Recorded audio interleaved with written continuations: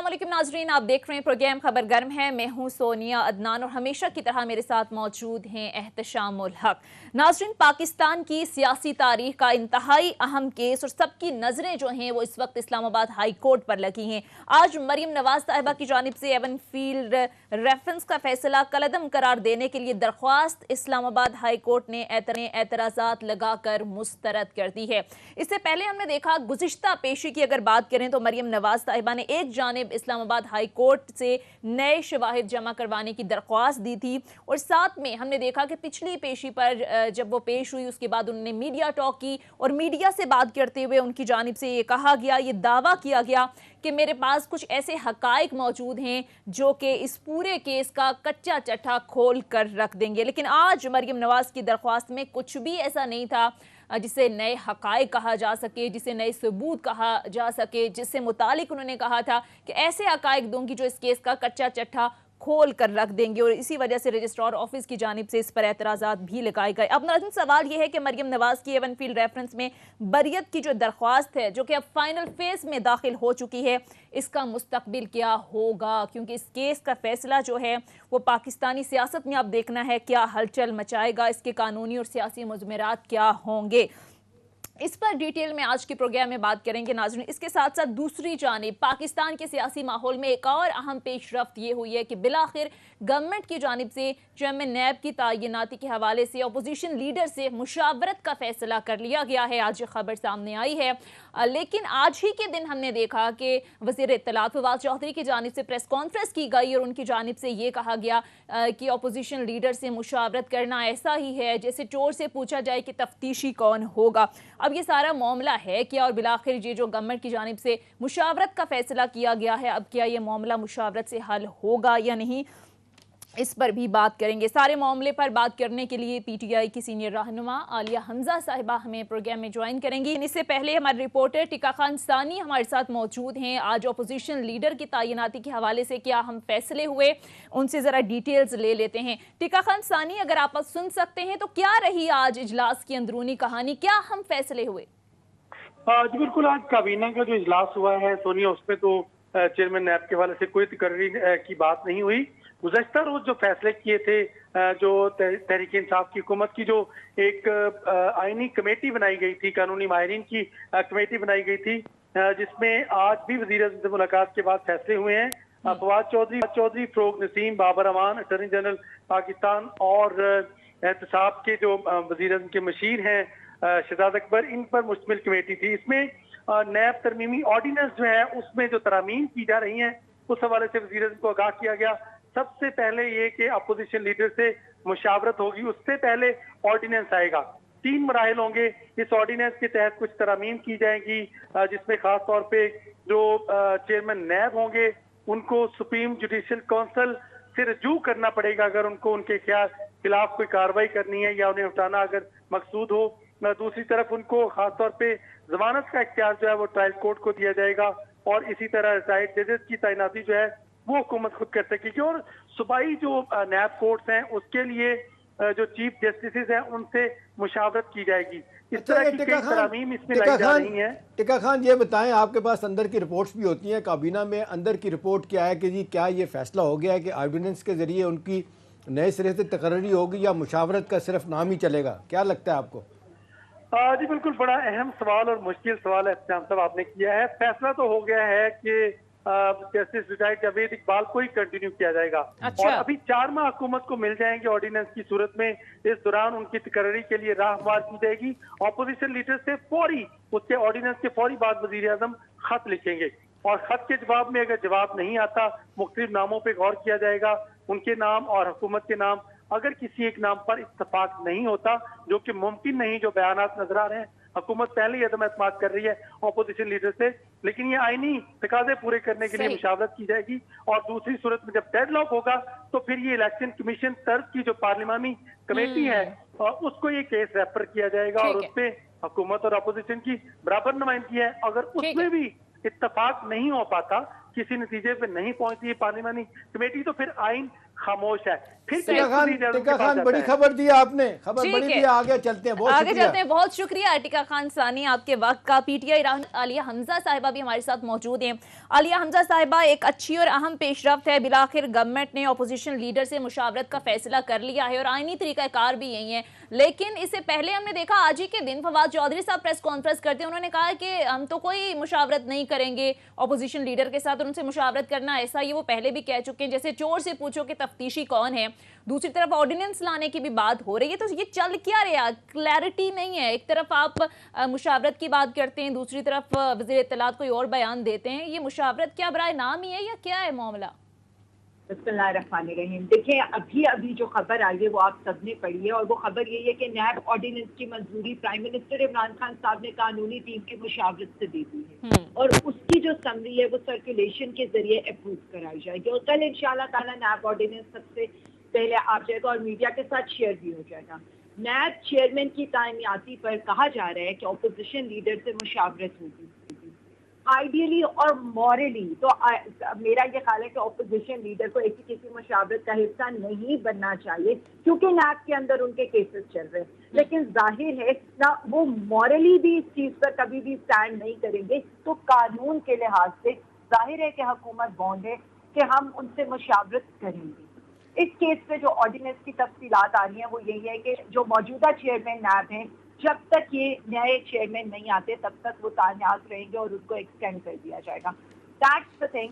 But हम सिर्फ इतना कहते हैं कि जिस तरह इन्होंने, आपको भी याद होगा, पब्लिक अकाउंट्स कमेटी के लिए कहा था और बार बार मीडिया अवाम इन्हें याद कराते रहे थे कि पब्लिक अकाउंट्स कमेटी बिल्कुल ऐसे ही है कि आपने अपने प्रोजेक्ट को ही उन्हीं के ऑडिट करने हैं, लेकिन ये बजिद रहे और आखिर बाद में ये मतलब सारा कुछ अपोजिशन लीडर का खुद वो राना तनवीर के हवाले कर दे। इसमें आलिया साहब एक अहम नुक्ता है, आलिया साहब इसमें अहम नुक्ता ये जो आप बता रही हैं, देखें जिस तरीके से बड़े दिनों से इशू चल रहा है कि जी इनकी नैब चेयरमैन की नई तैनाती होगी या ये कि एक्सटेंशन दी जाएगी या ये नैब अपना ऑर्डिनेंस जो है 1999 का 2001 का उसमें तरमीम होगी, आर्टिकल जो उनका 6 है।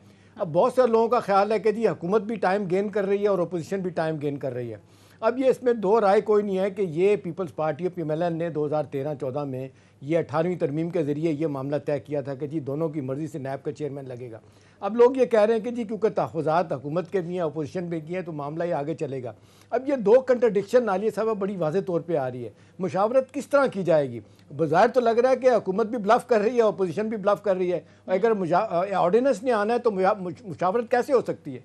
देखिए जी, ऑर्डिनेंस तो एक स्पेसिफिक पीरियड के लिए आते हैं पेशान साहब, और वो स्पेसिफिक पीरियड तक की और उस ऑर्डिनेंस का अमल दरामद हो सकता है और उसके बाद तो ये तायनाती होनी ही होनी है। उसके बाद तो जो लीगल प्रोसीडिंग्स हैं वो चलनी ही चलनी है।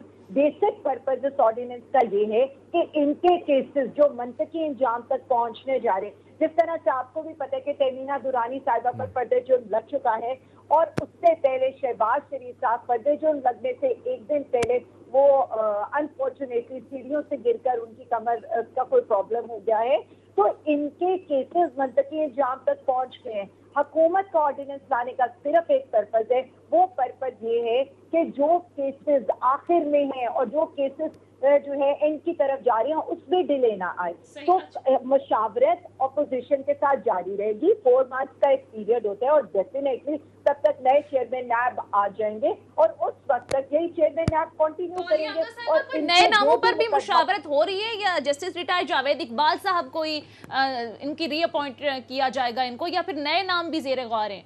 देखिए जी, अब ये तो खत लिखा जाएगा ऑपोजिशन लीडर साहब को और उसके बाद ऑफ कोर्स एक कंसेंसस जो भी होगा हुकूमत का और ऑपोजिशन लीडर का, अगर तो हम किसी नाम के ऊपर कंसेंसस में नहीं पहुंचते हैं, जो भी नाम एक दूसरे के साथ शेयर किए जाएंगे, पर्टिकुलरली हम ये तो नहीं कह रहे कि एक ही नाम शेयर किया जाएगा। लेकिन आलिया साहबा ये आपकी PTI की गवर्नमेंट की तरफ से एक बहुत बड़ी स्मार्ट कि जी ठीक है, रखना भी जावेद इकबाल साहब को भी है, उन्हीं को रखना है, नए पे मुशावरत होती रहेगी और प्रोसेस में इनके केसेस जो है ना वो मंतकी अंजाम तक चले जाएंगे। बहुत सारे लोगों का ख्याल ये है जो आप कह रही हैं कि जी जो केसेस इस पर चल रहे हैं वो वाकई उनको अंजाम तक पहुंचाना बड़ा ज़रूरी है। लेकिन जिस तरीके से कंट्रोवर्शियल मामला हो गया है नैब चेयरमैन का उठते बैठते अपोजिशन कहती है कि जी फैसले उनके खिलाफ हो रहे हैं, हुकूमत में जो लोग बैठे हैं उनके ऊपर भी केसेस हैं, उन पे कोई जो है ना वो केसेस उनके बारे में फाइल नहीं हो रहे, तैयार नहीं हो रहे।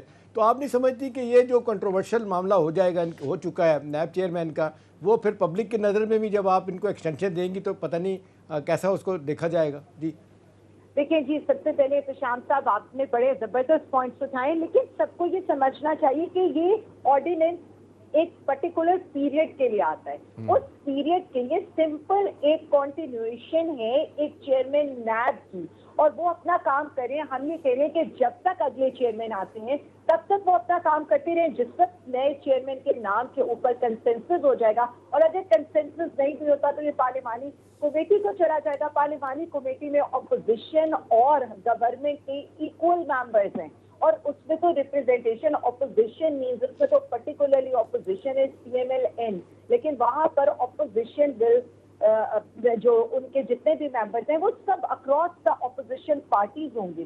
तो मेरा ये ख्याल है कि ये तो बड़ा अच्छा एक कंसेंसस का फैसला आ जाएगा कि सारी पार्लिमानी कमेटी में तो आलिया साहबा फैसला नहीं होगा ना, फिर वहाँ पे तो जिस तरीके से आप नंबर्स गेम देख लें, बाकी पार्टियों को भी लोग होंगे, लोग कहते हैं वहाँ फैसला नहीं होगा, अल्टीमेटली मामला सुप्रीम कोर्ट में जाएगा।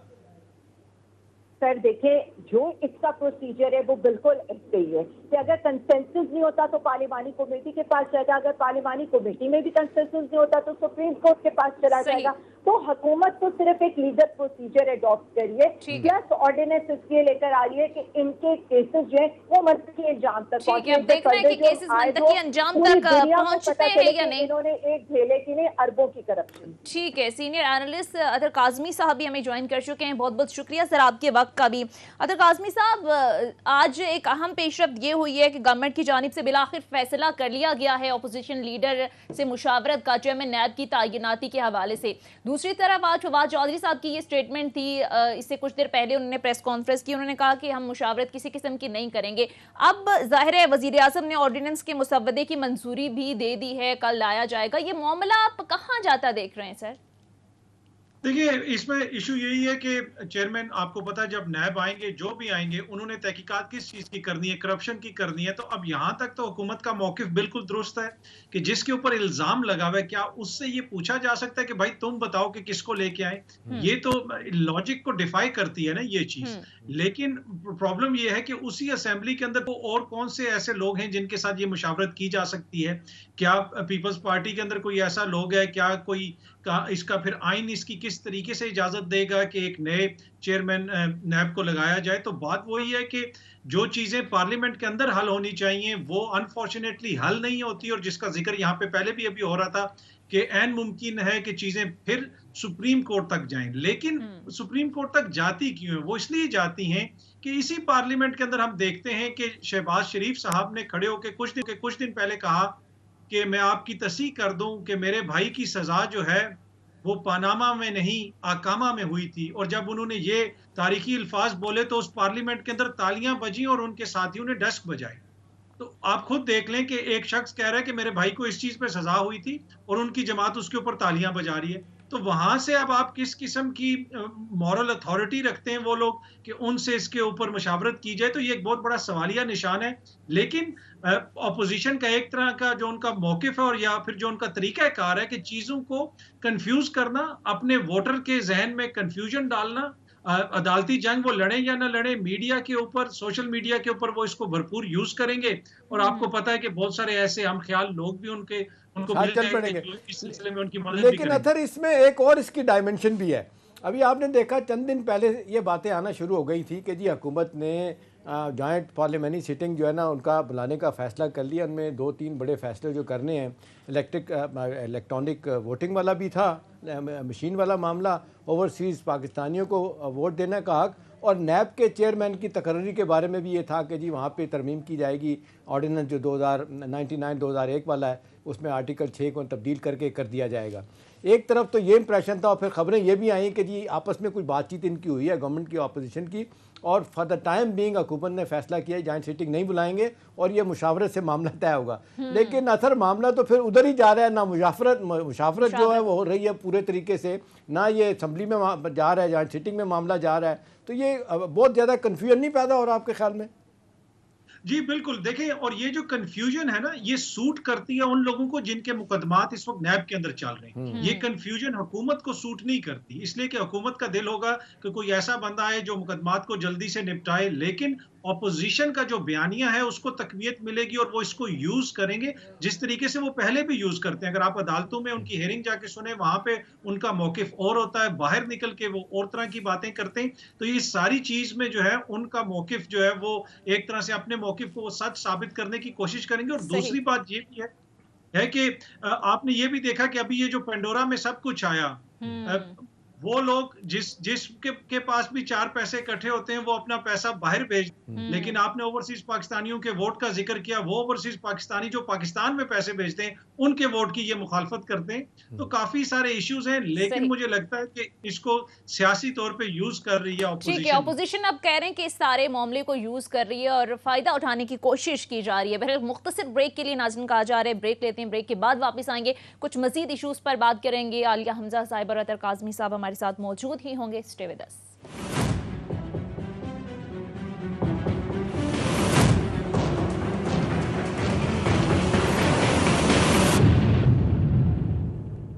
ब्रेक के बाद खुशामदीद नाजरीन। आज मरियम नवाज साहिबा की जानिब से एवन फील्ड रेफरेंस का फैसला कलादम करार देने के लिए दरख्वास्त जो दायर की गई इस्लामाबाद हाई कोर्ट की जानिब से एतराज़ात लगाकर मुस्तरद कर दी गई। एहतशाम साहब, इससे पहले हमने देखा कि गुज़िश्ता पेशी पर मरियम नवाज साहिबा ने एक जानिब तो हमने देखा कि नई शवायद जो है वो जमा कराने की दरख्वास्त दी थी, लेकिन दूसरी जानिब मीडिया से बात करते हुए उन्होंने क्या कहा था, सबसे पहले आपको सुनवाते हैं, उसके बाद फिर इस पर एहतशाम साहब का कमेंट लूंगी। ठीक है, शॉर्ट आपको सुनवाते, लेकिन एहतशाम साहब उनकी जानिब से तो ये दावा किया गया था कि मेरे पास बड़े हकायक हैं, सबूत हैं, ऐसे सबूत मैं अदालत में पेश करूंगी जो इस केस का कच्चा चट्टा खोल देंगे। आज तो ऐसा कुछ नहीं हुआ। देखिए, ऐसा कुछ भी नहीं हुआ। और सबसे अहम बात सारे इस मामले में आप इस तरह देखें सोनिया इसको कि 18 माह की ताख़ीर के बाद ये केस हुआ। और आपको याद होगा पिछली पेशी पे बड़ी ज़बरदस्त सरजनश की गई थी मरियम नवाज साहिबा के वकीलों की कि भाई क्या वजह है कि जी आप आर्गूमेंट नहीं देने के लिए आ रहे। लेकिन मेरा ख्याल है कि जो मेरी लीगल हलकों में लोगों से बात हुई है वो कहते हैं कि एक बहुत बड़ा एक ब्लंडर, बल्कि वो फ्रेंच में कहते हैं फोपा इनसे हो चुका है कि मेरिट के ऊपर बाकायदा इसके ऊपर बहस शुरू हो गई है। अगर मेरिट के ऊपर एक हेयरिंग हो जाए उसके बाद से फिर आप केस को तब्दील नहीं कर सकते। अभी जो नया प्ली लेके आई है ना आप, अगरचे अदालत यही कह रही है कि जी आप नैब की जो आपके सज़ा हुई थी उसके ख़िलाफ़ अपील में आप आई हैं ना कि आपको बरियत दी जाए, तो आप नई दरख्वास्त बरियत की कैसे लेके आ सकती हैं। लिहाजा उसमें तो कोई फ़र्क नहीं, अनलेस अदालत कहती है कि आप नए शवाहिद कोई बड़ी चीज़ लेके आएँ जो अदालत में पहले नहीं आई। तो मेरा ख्याल है सियासी तौर पे जो बज़ाहिर लगता था कोई फ़ायदा उठाने की बात है वो तो नहीं है। लेकिन इस्लामाबाद में अथर आप जानते हैं कि सारे हल्के जिस तरह बात कर रहे होते हैं कि मामले को मैक्सिमम डिले किया जाए टू दी एक्सटेंड कि जी भाई ठीक है 2023 आ जाए तो फिर चीफ जस्टिस कोई और होंगे बैठे हुए और फिर हाई कोर्ट का फैसला, जिन कुछ लोगों का ख्याल है इतना सॉलिड केस है कि यहाँ से शायद ये जो नैब ने जो सज़ा दी थी ये कंफर्म हो जाएगी, यहाँ पे बड़ा मुश्किल लगता है इनका बचना। और फिर उनका ये ख्याल है उनके हल्कों का नून लीग के कि जी ठीक है जब मामला चला जाएगा सुप्रीम कोर्ट में और साहब बैठे होंगे, काजी साहब फाइज साहब बैठे होंगे तो शायद उनसे रिलीफ लिया जा सकता है। अदरवाइज़ ये हर आदमी ये समझने से कासर है कि आप एक अपील के लिए गए हैं और 18 माह आपने लगा दिया और फिर जिस तरीके से आखिरी तारीखों में अमजद परवेज़ साहब जो वकील हैं उन्होंने आने से इनकार किया। नैब की एक अदालत में 4 घंटे वो खड़े होकर दलाइल देते रहे, यहाँ पे आने के लिए कह दिया उन्होंने कि जी यहाँ मेरी कमर में दर्द है। अब इसमें कैच एक और है, वो मेरा ख्याल है आप आलिया साहबा से भी अतर से भी आप कमेंट लें कि आप देखें वकील बदल दिए गए हैं। इरफान कादर साहब मेरे भी बड़े अच्छे दोस्त हैं, बड़े ज़बरदस्त बंदे हैं, लेकिन उनका एक अपना स्टाइल है। आमतौर पे मैंने उनको देखा कि वो जजिस को अनाय भी करते हैं लेकिन परवाह नहीं करते। इफ्तिखार चौधरी साहब के साथ उनका धड़ाधड़ मुकालमा होता था जब वो अटर्नी जनरल थे पीपल्स पार्टी के। तो मेरा ख्याल है यहाँ पे आके कुछ लोगों का ख्याल है कि जी वो कैफियत पैदा करने की कोशिश की जाएगी कि मामले को लड़ाई झगड़े से आर्गूमेंट दिए बगैर लीगल और जो कॉन्स्टिट्यूशन है उन टॉपिक पे बात किए बगैर मामले को डिले किया जाए, लेकिन बाजार लगता है कि ऐसा नहीं होगा। बाजार लगता है कि ऐसा हो नहीं रहा। आलिया हमजा साहिबा, ये केस हम देख रहे हैं कि अब फाइनल फेज में दाखिल हो चुका है, क्या मुस्तकबिल देख रही हैं आप इस केस का? और जाहिर है इस केस का जो फैसला है वो पाकिस्तानी सियासत में बड़ा अहम होगा, तो क्या सिनेरियो देख रही हैं आप? सबसे पहले तो मैं इससे ये कहूंगी कि मरियम नवाज साहिबा की जो आज की जितनी भी पोस्ट हैं, उनकी जितनी भी एलिगेशन है, वो बेसिकली तो एंटी पाकिस्तान मीडिया लॉबीज के लिए basically that's the consumption for them. इसमें कोई दूसरी राय नहीं है, क्योंकि उन्होंने इस केस को पेश करने के बाद जो पेश किया। उसके बाद उन्होंने जो ट्वीट किए, मैं उन पर थोड़ा सा इस फैमिली को एक्सपोज जरूर करना चाहूंगी। कुछ दिन पहले आप ये देख लें कि जिस पर ये इनकी बरियत हो चुकी थी, सलमान शहबाज साहब की एक वीडियो सर्कुलेट करनी की हो रही थी कि मेरी बरतानिया में बिजनेस साबित हो जाए तो पाकिस्तान में प्रॉपर्टी खान साहब ले लें, और वहां पर ही आपने देखा कि इनके 2 अकाउंट फ्रीज हुए और फिर अनफ्रीज हुए। मरियम बीबी साहिबा की स्टेटमेंट थी, मेरी लंदन तो क्या पाकिस्तान में भी कोई प्रॉपर्टी नहीं है। नवाज शरीफ साहब की मतलब वर्ल्ड फेमस हजूर ये है वो जरा है, और हमजा शहबाज की मैं सियासत में इतना मसरूफ था कि पता ही नहीं चला कि कौन मेरे अकाउंट में 25 अरब डाल गया। ये वो खानदान है कि जो बाकायदगी से आकर झूठ बोलता है, लगातार झूठ बोलता है। और आज जिस तरह की उन्होंने एलिगेशन लगाई है, सबसे पहली बात जो उन्होंने जनरल फैज साहब से लगाई है, जिस जमाने की वो एलिगेशन लगा रही हैं उस वक्त पहली तो बात है वो DGISI नहीं थे।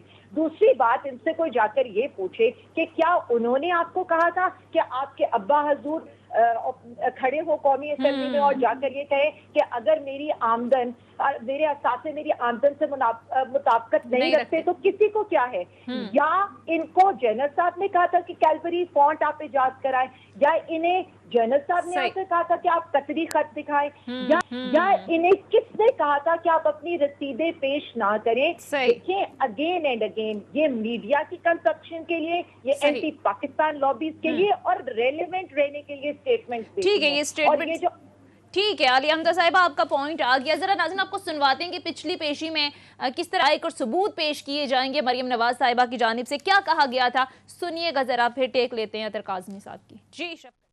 जी अतर काज़मी साहब, मरियम नवाज साहिबा ने तो दावा किया था कि मेरे पास बड़ी शवाहिद हैं, हकाइक हैं जो कि मैं सामने रखूंगी तो ये केस की तो नौयत ही बदल जाएगी। आज तो ऐसा कुछ नहीं हुआ, और फिर इस केस का क्या मुस्तकबिल देख रहे हैं आप? फाइनल फेज में ऐसा लग रहा है कि अब ये दाखिल हो चुका है। देखिए, अगेन अब जो भी केस है अदालतों में वो कम लड़ते हैं, मीडिया के ऊपर ज्यादा लड़ते हैं। पहले भी उन्होंने कहा कि हमारे पास सबूत हैं, शवाहिद हैं। वो शवाहिद अगर इतने मजबूत थे तो वो पहले क्यों नहीं अदालतों में पेश किए गए? हाँ। अब एक तरीका कार होता है कि आप लीगल तरीके से केस लड़ते हैं, कभी वीडियोस का जिक्र करना, कभी किसी के ऊपर इल्जाम तराशी करना, इस तरीके से मुकदमात नहीं लड़े जाते। अगर आप दूसरी तरफ देखें, आसिफ जरदारी साहब के ऊपर अब बिल्कुल जितनी मर्जी तनकीद करें, लेकिन वो एक तरीके कार से चलते हैं, उनकी जमात एक तरीके से चलती है, अदालतों में वो अपना मौकिफ रखते हैं और अक्सर वो कामयाब हो जाते हैं, इसलिए कि कानून में कहीं ना कहीं आप रास्ता बना लेते हैं। अब यहाँ पे इस वक्त सिर्फ ये मरियम नवाज साहिबा नहीं, जो पूरी जमात उनकी जिस जगह पे आज खड़ी है, ये मरियम नवाज साहिबा की सियासत, उनकी जो सियासी बसीरत है, उनकी जो सियासी जहानत है, ये उसी का नतीजा है कि आज 2 बड़े आजमों में इनकी जमात के साथ जो हो रहा है, कभी लंदन से कोई खबर आ जाती है, कभी पाकिस्तान से कोई खबर आ जाती है, तो ये इन्हीं की सियासत का नतीजा। और दूसरा छोटी सी मैं चीज ऐड करना चाहूंगा, जिस तरह आलिया साहिबा ने भी जिक्र किया कि जनरल फैज के ऊपर इल्जाम लगाए गए। इनका मसला ये है कि ये ऐसी एक सियासी पौध है, ये एक ऐसी सियासी जमात से इनका ताल्लुक है कि इनके आगे पीछे सारे सियासी गुलाम हैं। इदारे क्या होते हैं ये इनको इस चीज की समझ ही नहीं है। ये समझते हैं कि जिस तरह IG पंजाब को हम लगाते थे ना कि जाके मॉडल टाउन में ये कर दो, फिर उसको डराते थे अगर तुम्हारी पोस्टिंग कर दी तो SHO भी तुम्हारी कॉल नहीं सुनेगा। तो इनको पता ही नहीं है कि इदारे जो काम करते हैं, कोई जनरल अफेयर्स ने कोई अपना जाती काम तो वहां पे नहीं कोई खोला हुआ था ना कि आप उनके ऊपर जाके इल्जाम इस तरह का लगा देंगी।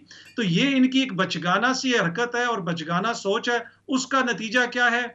चाचा जो हैं वो पाकिस्तान में अदालतों के चक्कर लगा रहे हैं और बाबा जो हैं वो लंदन में बैठे हुए, और लंदन वालों ने भी अब उनका वीजा रिन्यू करने से इनकार किया हुआ है। तो ये इन्हीं की वजह से आज इस सूरत-ए-हाल का इनको सामने, इनको खुद सोचना चाहिए और पार्टी के अंदर जो संजीदा लोग हैं उनको सामने आके इनको समझाना चाहिए। इसमें एक चीज़ अतर बताइएगा कि जिस तरीके से इस्लामाबाद में लोग आज भी बात कर रहे हैं, वो ये कह रहे हैं कि जी ये बड़ा क्लियर कट एक अदालती कानूनी मामला है, ये एवन फील्ड वाला, इसको सियासी तौर पे उलझाने की कोशिश की जा रही है, डिलेइंग टैक्टिक्स करना और फिर सियासी तौर पे इसका फ़ायदा उठाना। अल्टीमेटली जो है ना, वो अगर केस हारें तो अदालतों के ऊपर मलबा डालें, जीत जाएँ तो कहीं अपना भंगड़े डालें और मिठाइयाँ बाँटें। तो आपको क्या लगता है कि ये डिले के साथ साथ कुछ सियासी फ़ायदा भी हासिल करना चाहते हैं? जी बिल्कुल। देखिए, सियासी फायदा, कोई भी सियासी जमात हो, चाहे PTI हो, पीपल्स पार्टी हो, नून लीग हो, उसकी कोशिश होती है कि हर चीज में से अपने लिए सियासी फायदा निकाला जाए। अब इनकी प्रॉब्लम यह है कि इनकी सियासत फंस गई है 90s में, जब ये कोई पम्फलेट छपवा देते थे या किसी अखबार में कोई खबर लगवा देते थे 2 लाइन 2 कॉलम की, या कोई जहाजों से किसी की तस्वीरें फेंकवा देते थे। अब वो सिस्टम नहीं रहा।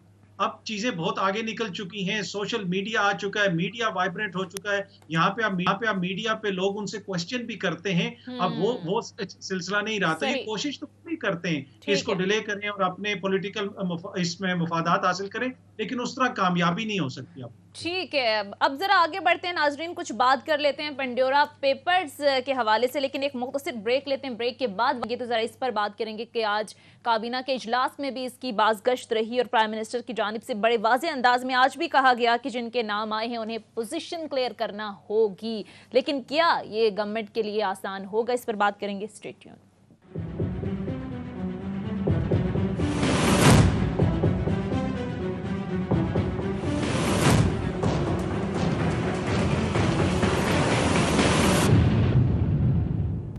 ब्रेक के बाद खुश आमदीद। अब जरा नाजरीन बात कर लेते हैं पेंडोरा पेपर्स की। आलिया हमजा साहिबा, इससे पहले हमने देखा कि पनामा लीक्स भी आई थी, 400 लोगों के नाम सामने आए थे, लेकिन एक दो के खिलाफ ही कार्रवाई होती हुई हमें नजर आई।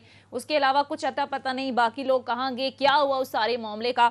अब ये जो नई पेंडोरा लीक्स आई है, इस पर प्राइम मिनिस्टर की जानिब से तो जाहिर है हमने देखा कि बड़ा क्विक एक्शन भी लिया गया, 24 घंटे के अंदर अंदर आला सतह का सेल भी कायम किया गया। फिर आज काबीना के इजलास में भी बात हुई कि जो लोग इसमें हैं उन्हें तहकीकात के पूरे इस प्रोसेस से गुजरना होगा। 700 लोग हैं आलिया हमजा साहिबा, जिनमें जाहिर है साबिक रिटायर्ड फौजी अफसरान हैं, कुछ मीडिया मालिकान हैं, कैबिनेट के लोग हैं, पीटीआई के बड़े सीनियर लोग इसमें जो है उनके नाम सामने आए। तो ये आसान होगा गवर्नमेंट के लिए?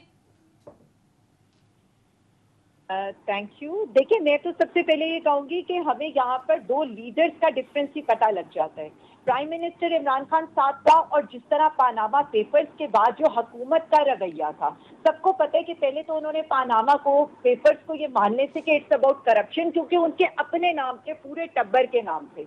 और अब यहाँ पर फर्क ये है कि प्राइम मिनिस्टर इमरान खान साहब ये कह रहे हैं कि जो कोई भी ये 700 लोगों में उन्होंने किसी किस्म की कोई डिस्क्रिमिनेशन नहीं की, जो लोग भी इसका हिस्सा है सबके बारे में तहकीकात होगी। और सबसे बेहतरीन बात यह है कि हमारे भी जो भी मिनिस्टर साहिबान है, जैसे अभी सेनेटर फैसल वाडा साहब का बयान चले कि जी मेरे लिए आप दिन रात काम करें, तहकीकात करें, अगर मैंने कोई भी गलत काम किया है तो मेरे से स्टार्ट करें। तो this is the attitude of all people. और उनके लोगों का एटीट्यूड, अगर आपको याद हो मरियम बीबी की ट्वीट्स आपको याद हो, या नवाज शरीफ साहब की स्टेटमेंट्स याद हो, या ख्वाजा आसिफ साहब की जो आपको याद है रिनाउंड एक स्टेटमेंट है कि जी पानामा को लोग भूल जाएंगे, और वही पानामा इनके गले का फंदा बन गया था। और आज उस पानामा के ऊपर जिस तरह से एहतशाम साहब ने शुरू में कहा था कि इनका रवैया ये है कि नवाज शरीफ साहब को करप्शन पे नहीं अकामा पे सजा हुई है। और मैं ये बार बार बताना चाहती हूँ कि नवाज शरीफ साहब को जीआईटी से, एहतसाब अदालत से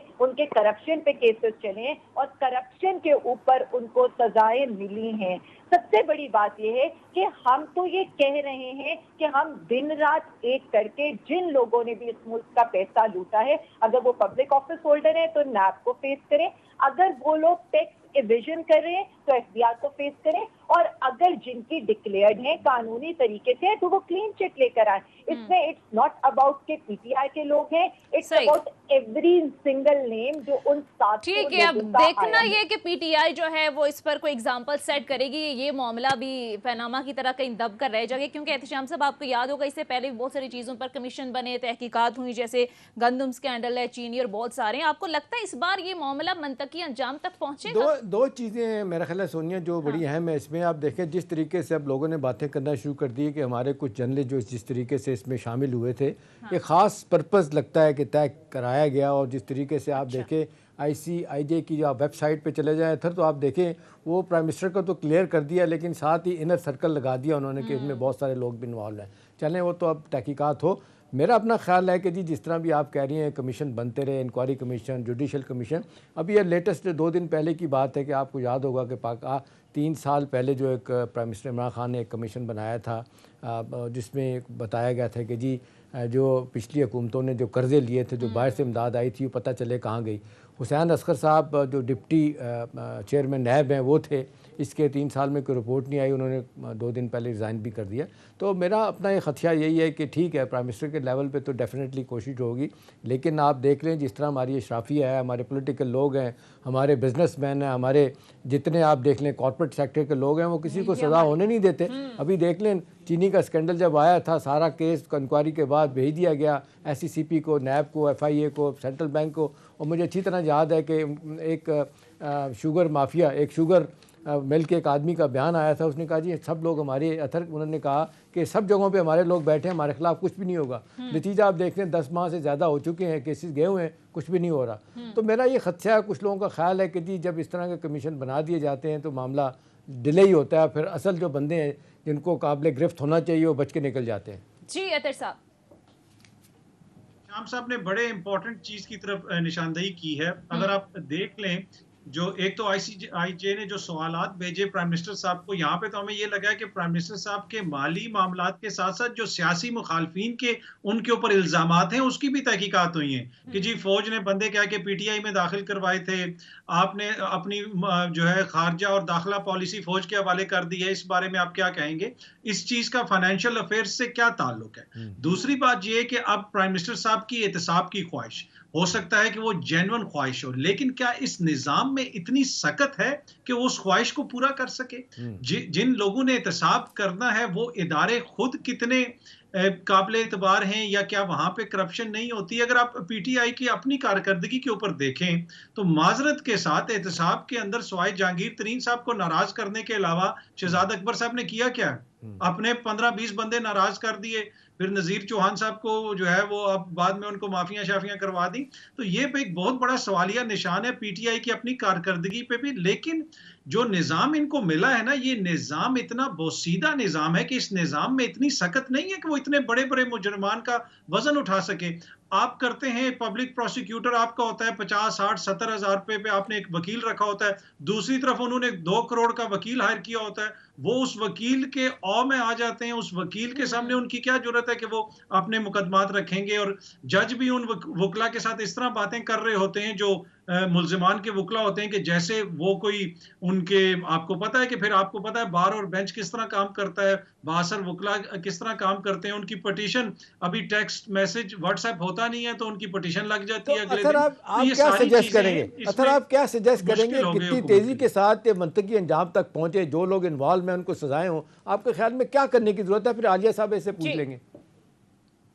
जी मुझे सॉरी श्याम साहब, आपकी आवाज फॉर सम रीजन कट गई थी। मैंने कहा मैं सिर्फ ये पूछना चाह रहा हूँ, आपके ख्याल में इन सारे जो हम देख रहे हैं हालात, हमारे मरूजी हालात हमारे मुल्क के हैं, जिस तरह चीज़ें डिले की जाती हैं, हर जगह पे माफियाज बैठे हुए हैं, आपको क्या लगता है कि प्राइम मिनिस्टर को क्या करना चाहिए? चलें आवाज को कोई मसला आलिया हमजा साहिबा की तरफ जाते हैं। आलिया हमजा साहिबा, PTI का हमने देखा कि हमेशा एहतसाब का नारा तो रहा है, लेकिन इस हवाले से कोई कॉम्प्रिहेंसिव फ्रेमवर्क हमें नजर नहीं आया। खासकर ये जो मनी लॉन्ड्रिंग के इश्यूज हैं, प्रोसेस ऑफ मनी लॉन्ड्रिंग क्या है, कैसे रोकना, इन लोगों का एहतसाब कैसे करना है, इस पर हमें कोई फ्रेमवर्क नजर नहीं आया। तो इस पर आप क्या कहेंगी कि आपको लगता है कि बाकायदा तौर पर इसको रोकने के लिए अब कोई लेजिस्लेशन होनी चाहिए, कोई तरीकाकार वजह होना चाहिए?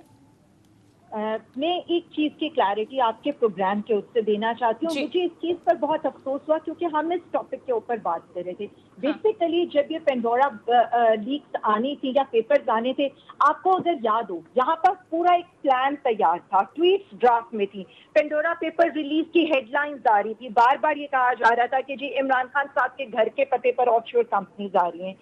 मैं यहाँ पे ये बताना चाहती हूँ कि 117 मुल्कों के 150 मीडिया हाउसेस से वाबस्ता 600 से ज्यादा सहाफियों ने इसमें हिस्सा लिया, और उसके बाद भी प्राइम मिनिस्टर इमरान खान साहब का नाम नहीं निकला। लेकिन अफसोस की बात ये नहीं है, अफसोस की बात यह है कि जो सवालनामा प्राइम मिनिस्टर इमरान खान साहब को दिया गया ICIJ की तरफ से नहीं, वो लोग जो एक मखसूस मीडिया हाउस को देखते हैं, और कहा क्या गया कि माली तहकीकात हो रही थी और प्राइम मिनिस्टर इमरान खान साहब से सवाल हो रहे थे कि पाकिस्तान में हुकूमत का क्या किरदार है, फौज का क्या किरदार है, 2018 के इलेक्शन कैसे हुए। देखिए, हमें ये हाईलाइट करने की जरूरत है कि वहां पर इतने टोनी ब्लेयर का ले लें, उर्दन के सरबराहान का ले लें, लेकिन जब बात हुई, क्योंकि जब हम ये प्राइम मिनिस्टर इमरान खान साहब की बात करते हैं तो पाकिस्तान के प्राइम मिनिस्टर हैं, कैसे हम ये कह सकते हैं कि हमें तो इस पर फख्र महसूस करना चाहिए कि हमारे